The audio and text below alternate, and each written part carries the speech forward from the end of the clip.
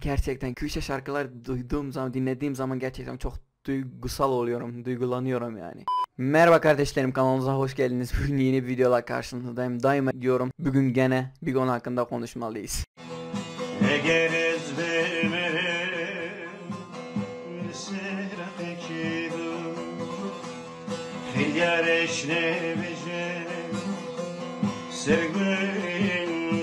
Size gerçekten bu aralar bana verdiğiniz destek için teşekkür ederim. Büyüklerimin elinden, küçüklerimin gözünden öperim buradan. Bu aralar beni çok mutlu ediyorsunuz. Allah sizleri de mutlu etsin. Şimdi bazı kardeşlerim bana yorumlarda yazıyor, görüyorum. Gündem hakkında konuşmamı istiyorlar. Ben günde 10 saat çalışan bir insanım. Sonra okula da gidiyorum. Gerçekten o kadar vaktim olmuyor, yani gündemi birebir takip edemiyorum gerçekten. Şimdi gündem hakkında da konuşmamamın sebebi de hani gerçekten ben iyi bir konuşmacı değilim. Yani bazı şeyler vardır gerçekten, hani o konu hakkında konuşmayı isterim ama ben o kadar iyi bir şekilde anlatamam. Ben o konuyu iyi bir şekilde anlatamayacağımı bildiğim için bazı konular hakkında video çekmiyorum. Gerçekten de o konular hakkında çok video çekmeyi istiyorum da ama biliyorum ben o kadar iyi bir konuşmacı değilim yani. Onun için o kişilere, o insanlara saygısızlık olmasın diye onlar hakkında videolar çekmiyorum. Çünkü Allah etmesin onlar hakkında yanlış bir şey dersem gerçekten kendimi hayatım boyunca affetmem. Mesela Gadi Muhammed olsun, Ahmet Kaya olsun, Yılmaz Güney olsun, işte sayabileceğim yüzlerce bu insanlar için video çekmek gerçekten ben de istiyorum ama iyi bir konuşmacı olmadığım için çekmiyorum. Hani kusura bakmayın. Bu videomda yurt dışında Kürtçe şarkı söyleyen ya da Kürtçe şarkı dinleyen kişilere tepki vereceğim. Vara.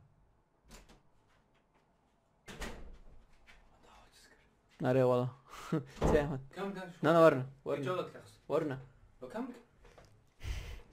از نظام برخی که پشویم ورنا ورنا لا علي با مكيش حتى قال لي اختصاني دي بس خيرك ورنا لا احمد اسكي فرجي اوي اكبر هندر فيديو كما احلى قصه كات هندر نشكو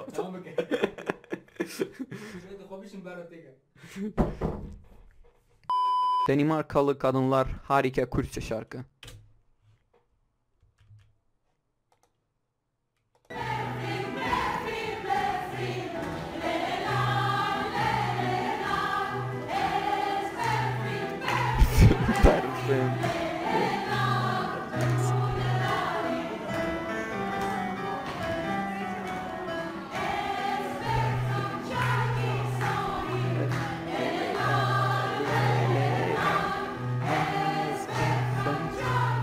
Gerçekten Kürtçe şarkı, yani Kürtçe şarkılar duyduğum zaman, dinlediğim zaman gerçekten çok duygusal oluyorum, duygulanıyorum yani. İster şarkı heyecanlı olsun ya da dans şarkısı olsun.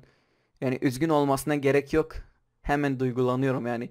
Dans şarkısını dinleyen insan duygulanır mı be? Dans şarkısını dinlediğim zaman da duygulanıyorum. Çünkü bunları dinlediğim zaman hemen otomatik olarak dedelerimizi hatırlıyorum. Ne zorluklar çektiler. Sadece Kürtçe şarkı yaptıkları için zindanlara girdiler. O kadar zorluk çektiler.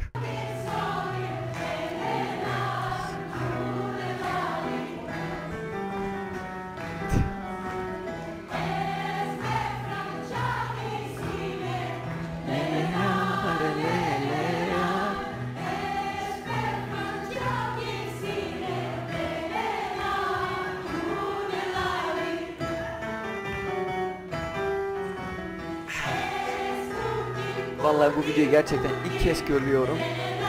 İnsan duygulanıyor ya. Duygulanmamak elde değil. Her bir zamanı kurdi.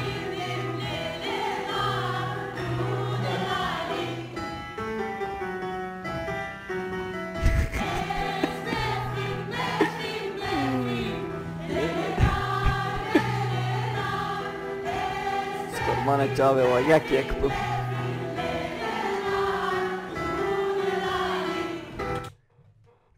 Keşke bak keşke diyorum hep. Yaşadığımız topraklarda da dilimize bu kadar saygı olsaydı. Şarkılarımıza saygı olsaydı.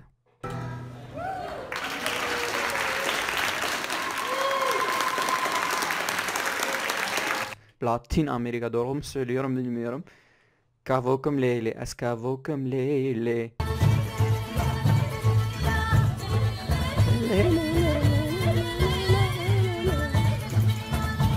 Heyecanlandım biraz da.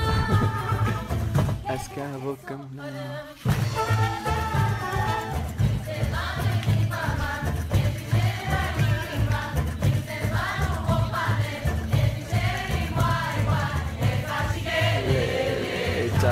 Caverashım vay vay. Caverashım vay vay. Caverashım vay vay. Caverashım vay vay.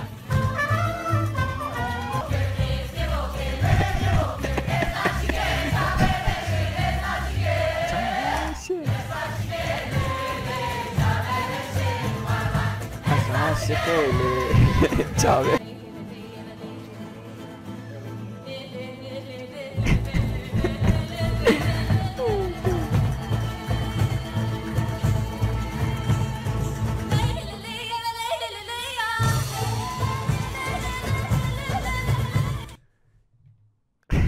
Hani bazı insanların sesi vardır ya, çok kötüdür, böyle aniden bir şarkı söylediğin zaman otomatikmen yanında böyle şarkı söylersin ya, ben de onlardan bir insanım. Sesim çok kötü ama böyle Kürtçe şarkı dinlediğim zaman gerçekten kendimi tutamıyorum. Hemen otomatik olarak söylüyorum, kusura bakmayın ha.